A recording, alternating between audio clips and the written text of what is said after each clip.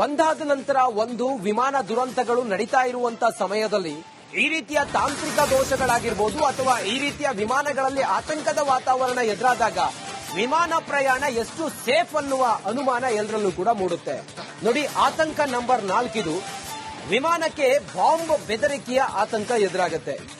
ಆಕಾಶದಲ್ಲಿ ವಿಮಾನಕ್ಕೆ ಎದುರಾದ ಬಾಂಬ್ ಆತಂಕ. ಇದು ಯಾವ ವಿಮಾನದಲ್ಲಿ? ಇಂಡಿಗೋ ವಿಮಾನದಲ್ಲಿ. ಹೀಗಾಗಿ ನಾಗ್ಪುರದಲ್ಲಿ ತುರ್ತು ಭೂಸ್ಪರ್ಶವಾಗುತ್ತೆ, ಎಮರ್ಜೆನ್ಸಿ ಲ್ಯಾಂಡಿಂಗ್ ಆಗುತ್ತೆ.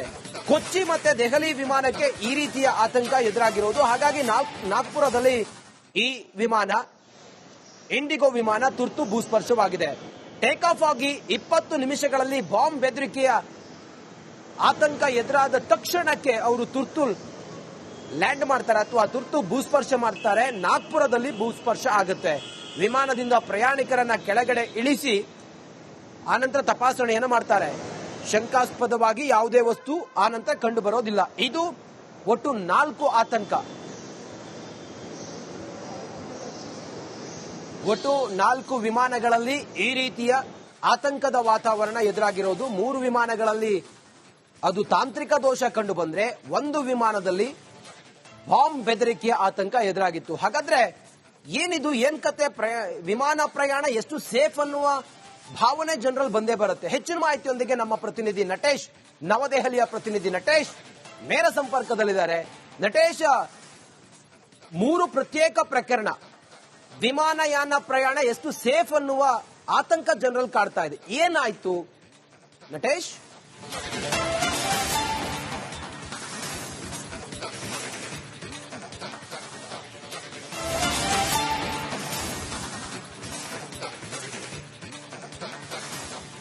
ರಂಜಿತ್, ಪ್ರಮುಖವಾಗಿ ವಿಮಾನಯಾನ ಅಂದ್ರೆ ಈ ಒಂದು ವಿಚಾರದಲ್ಲಿ ವಿಮಾನಯಾನಕ್ಕೆ ಸಂಬಂಧಪಟ್ಟಂತೆ ಈಗ ಜನರಲ್ಲಿ ಆತಂಕ ಸೃಷ್ಟಿಯಾಗಿದೆ ಅಂತಾನೆ ಹೇಳಬಹುದು.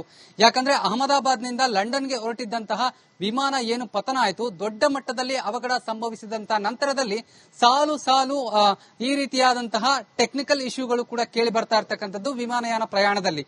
ಇಂದೂ ಕೂಡ ಏನು ಅಹಮದಾಬಾದ್ನಿಂದ ಲಂಡನ್ಗೆ ತೆರಳುತ್ತಾ ಇದ್ದಂತಹ ವಿಮಾನದಲ್ಲಿ ತಾಂತ್ರಿಕ ದೋಷ ಕಂಡು ಬರ್ತಾ ಇದೆ. ಅದು ಏರ್ ಇಂಡಿಯಾದಲ್ಲೇ ಈ ರೀತಿಯಾದಂತಹ ತಾಂತ್ರಿಕ ದೋಷ ಕಂಡು ಬರ್ತಾ ಇರೋದು ಒಂದು ಕಡೆ ಆದ್ರೆ, ಮತ್ತೊಂದು ಕಡೆ ಏನು ಸ್ಯಾನ್ ಫ್ರಾನ್ಸಿಸ್ಕೋದಿಂದ ಹೊರಟಿದ್ದಂತಹ ಮುಂಬೈಗೆ ಹೊರಟಿದ್ದಂತಹ ವಿಮಾನ ಏನಿದೆ ಅದು ಕೂಡ ಏರ್ ಇಂಡಿಯಾನೇ ಆಗಿರೋದ್ರಿಂದ ಅದರಲ್ಲೂ ಕೂಡ ತಾಂತ್ರಿಕ ದೋಷ ಕಂಡು ಬರ್ತಾ ಇದೆ. ಇಲ್ಲಿ ತಾಂತ್ರಿಕ ದೋಷ ಕಂಡು ಬಂದ ಹಿನ್ನೆಲೆಯಲ್ಲಿ ಪ್ರಯಾಣಕ್ಕೆ ತೊಂದರೆ ಆಗ್ತಾ ಇದೆ. ಜೊತೆಗೆ ಇದರಿಂದಾಗಿ ಅಧಿಕಾರಿಗಳು ಎಚ್ಚೆತ್ತುಕೊಳ್ಳಬೇಕಾಗುತ್ತೆ. ಇದ್ರ ಬಗ್ಗೆ ಸಂಪೂರ್ಣವಾದಂತಹ ಏನು ಮುತುವರ್ಜಿಯನ್ನ ಕೂಡ ವಹಿಸಬೇಕಾಗುತ್ತೆ.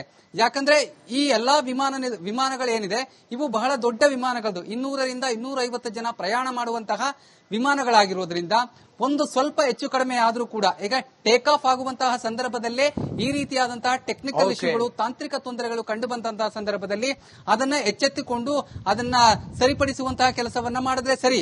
ಇಲ್ಲದೆ ಹೋದ್ರೆ ಅಹಮದಾಬಾದ್ ನಲ್ಲಿ ಆದಂತಹ ಘಟನೆ ಮತ್ತೆ ಮರುಕಳಿಸುವಂತಹ ಸಾಧ್ಯತೆಗಳಿದೆ.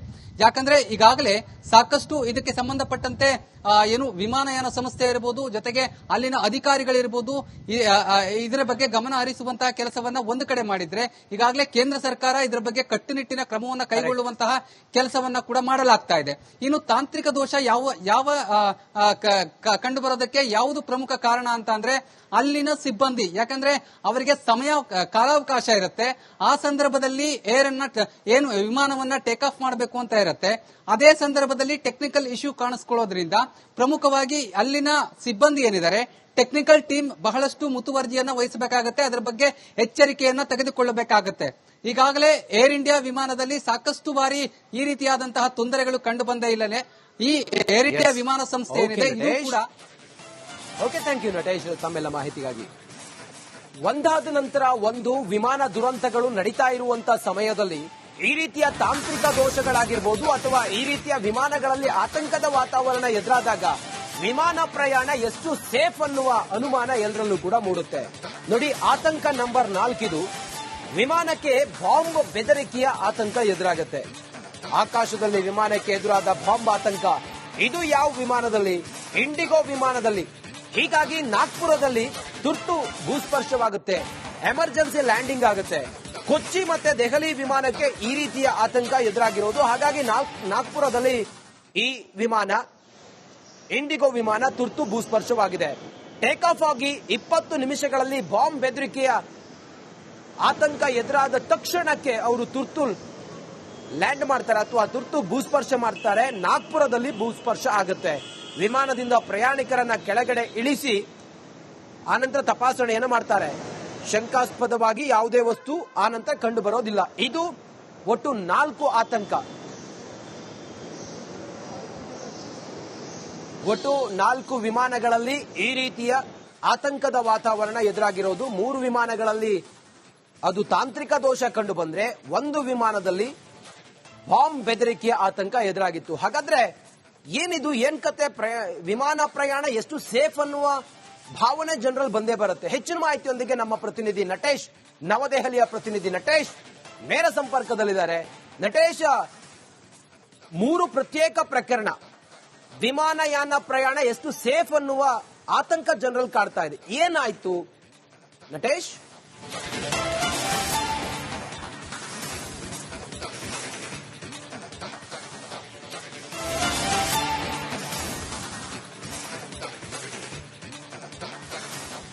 ರಂಜಿತ್, ಪ್ರಮುಖವಾಗಿ ವಿಮಾನಯಾನ ಅಂದ್ರೆ ಈ ಒಂದು ವಿಚಾರದಲ್ಲಿ ವಿಮಾನಯಾನಕ್ಕೆ ಸಂಬಂಧಪಟ್ಟಂತೆ ಈಗ ಜನರಲ್ಲಿ ಆತಂಕ ಸೃಷ್ಟಿಯಾಗಿದೆ ಅಂತಾನೆ ಹೇಳಬಹುದು.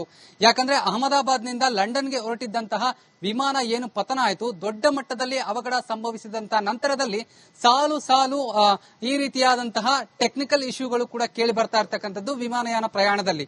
ಇಂದೂ ಕೂಡ ಏನು ಅಹಮದಾಬಾದ್ನಿಂದ ಲಂಡನ್ಗೆ ತೆರಳುತ್ತಾ ಇದ್ದಂತಹ ವಿಮಾನದಲ್ಲಿ ತಾಂತ್ರಿಕ ದೋಷ ಕಂಡು ಬರ್ತಾ ಇದೆ.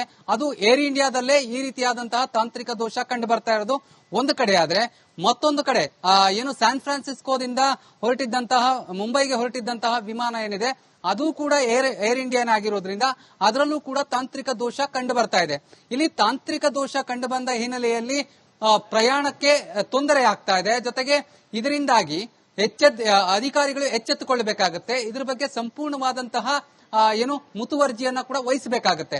ಯಾಕಂದ್ರೆ ಈ ಎಲ್ಲಾ ವಿಮಾನಗಳೇನಿದೆ ಇವು ಬಹಳ ದೊಡ್ಡ ವಿಮಾನಗಳದು, 200ರಿಂದ 250 ಜನ ಪ್ರಯಾಣ ಮಾಡುವಂತಹ ವಿಮಾನಗಳಾಗಿರೋದ್ರಿಂದ ಒಂದು ಸ್ವಲ್ಪ ಹೆಚ್ಚು ಕಡಿಮೆ ಆದ್ರೂ ಕೂಡ ಈಗ ಟೇಕ್ ಆಫ್ ಆಗುವಂತಹ ಸಂದರ್ಭದಲ್ಲೇ ಈ ರೀತಿಯಾದಂತಹ ಟೆಕ್ನಿಕಲ್ ಇಶ್ಯೂಗಳು, ತಾಂತ್ರಿಕ ತೊಂದರೆಗಳು ಕಂಡು ಬಂದಂತಹ ಸಂದರ್ಭದಲ್ಲಿ ಅದನ್ನ ಎಚ್ಚೆತ್ತುಕೊಂಡು ಅದನ್ನ ಸರಿಪಡಿಸುವಂತಹ ಕೆಲಸವನ್ನ ಮಾಡಿದ್ರೆ ಸರಿ. ಇಲ್ಲದೆ ಹೋದ್ರೆ ಅಹಮದಾಬಾದ್ ನಲ್ಲಿ ಆದಂತಹ ಘಟನೆ ಮತ್ತೆ ಮರುಕಳಿಸುವಂತಹ ಸಾಧ್ಯತೆಗಳಿದೆ. ಯಾಕಂದ್ರೆ ಈಗಾಗಲೇ ಸಾಕಷ್ಟು ಇದಕ್ಕೆ ಸಂಬಂಧಪಟ್ಟಂತೆ ಏನು ವಿಮಾನಯಾನ ಸಂಸ್ಥೆ ಇರಬಹುದು, ಜೊತೆಗೆ ಅಲ್ಲಿನ ಅಧಿಕಾರಿಗಳಿರಬಹುದು, ಇದರ ಬಗ್ಗೆ ಗಮನ ಹರಿಸುವಂತಹ ಕೆಲಸವನ್ನ ಒಂದು ಕಡೆ ಮಾಡಿದ್ರೆ, ಈಗಾಗಲೇ ಕೇಂದ್ರ ಸರ್ಕಾರ ಇದರ ಬಗ್ಗೆ ಕಟ್ಟುನಿಟ್ಟಿನ ಕ್ರಮವನ್ನು ಕೈಗೊಳ್ಳುವಂತಹ ಕೆಲಸವನ್ನ ಕೂಡ ಮಾಡಲಾಗ್ತಾ ಇದೆ. ಇನ್ನು ತಾಂತ್ರಿಕ ದೋಷ ಯಾವ ಕಂಡು ಬರೋದಕ್ಕೆ ಯಾವುದು ಪ್ರಮುಖ ಕಾರಣ ಅಂತ ಅಂದ್ರೆ ಅಲ್ಲಿನ ಸಿಬ್ಬಂದಿ. ಯಾಕಂದ್ರೆ ಅವರಿಗೆ ಕಾಲಾವಕಾಶ ಇರುತ್ತೆ. ಆ ಸಂದರ್ಭದಲ್ಲಿ ಏರ್